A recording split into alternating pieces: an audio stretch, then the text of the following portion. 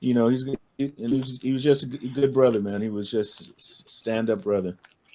Period. Yeah, I mean, I got a story about that. So, Law produced the title track for Strictly for My Niggas, Hmm. and he did some other. I forget what other tracks he did, but I know that one's the one that made the album. But Right. the night that they recorded those that music was the night of the Rodney King riots. So right after they Hmm. recorded, they went out. You know, they went right down there. Him and Was it Pop Dazzy D? and somebody else. I think it was Dazzy D or Big Sax. You told the story on my Well, show. you know, there was They went right in always after. It was an argument between Jinx and Laylaw about who went with him, who went with Pop yeah, down there. because I've heard a couple of different people. I'd have to go back Yeah. because I had Law on my podcast a few times, and I have some other. You know, he came to the house and did some stuff for me. I have to go back and listen to it and remember what he said. But he told the Yeah. story about Yeah, who Yeah. allegedly exactly it was went Dazzy down. D, and Pac took some expensive tide to Dazzy's mom, and Dazzy was very excited about that. Hmm. That might be Dyer right there. Somebody calling in. Hello, Okay. who we got on the line? How's it going, y'all? Sorry, Lansky. What's up, Dyer, Dyer? what up? What's up with your money? Dyer would know. Ask Dyer. He know the story. We talking about this night when Laylaw and Tupac went to the riot or something like that. Oh yeah, that was they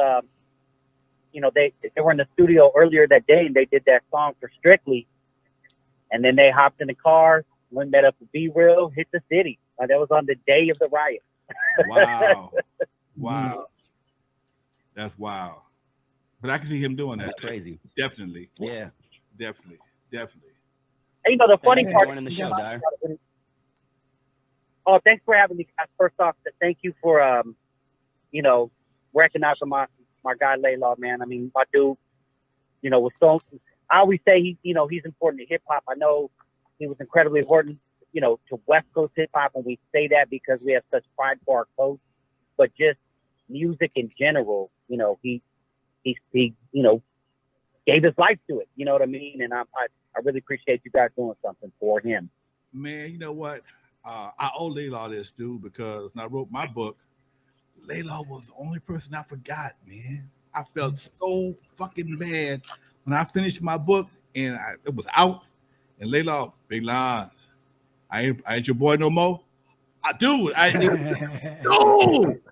Oh man, I felt like shit. Okay, because Laylaw should have been right there above the law, between the ruthless days. Okay, when I met him at Michel'le, man, he came to the pad and fell into the mix. I said that earlier. He came to the pad, fell into the mix, and he kept on growing. He did his thing all the way to the top. And I felt so bad when I did not acknowledge him in my two people. I pissed off quick. Oh, quick jam me up, and Laylaw jammed me up. I'm like, damn, I ain't doing that no more. It wasn't hard. It just my mind just forgot about certain shit, man. So I got to do this for him, dude. Just on the strength that, like I said, I brought him into the game. He was always a smooth brother, as he say. It's casual. He was always casual, and casual. It's casual. That's his word. And I just had to show him some love, man. Yeah. Well, I'll say this: you are in his book. Okay, thank you. Oh shit. I haven't seen this book yet, but yeah, I'm good to hear. So he actually wrote the book. So, any good stories, Dyer? Any good Laylaw stories? There's a bunch. I will say though, one thing that I know with Law that I appreciated, and this was being in the studio with him, is he's always in the background, right, when you're doing something. I can attribute this when Hutch and I were doing the Black Godfather double dip. And it almost seems like he's not paying attention or kind of doing his own thing or rolling a blunt or whatever he was doing, right? And then he'll just walk up to you and be like, do this to that, do this to that, do this to that. And he'll go sit back down. And then you do it and you're like, oh shit, okay. Like, that's dope. Okay. But it's so he's like multitasking without looking like he's acting at all. You know what I mean? But he just has that presence where he just kind of can take it all in and be him. You know what I mean? And you know, one thing I always preach about Law too is he's not going to sugarcoat shit. No. You know what I mean? He's going to tell you exactly how he feels, and you may not like it. You know what I mean? But he has his reason. So you know, I just always appreciated him being 100. And you know, growing up the way I did, you know, I'm a white dude that was trying to rap through the early 90s and this and that. And, you know, the Law House Experience album really changed my life because one of my favorite artists is Razzcast. When Razzcast and Exhibit did Archangels and stuff like that. Yeah, they opened that album, I think. They opened it, yeah. Yeah, and I was like, yo, like this is like me, right? And then years later, I did an album called Back to the Future that was actually distributed through Law House. And man, I thought I made it, homie. You know what I mean? I was like, man, I got an album out by was the Law House? Like, oh wait.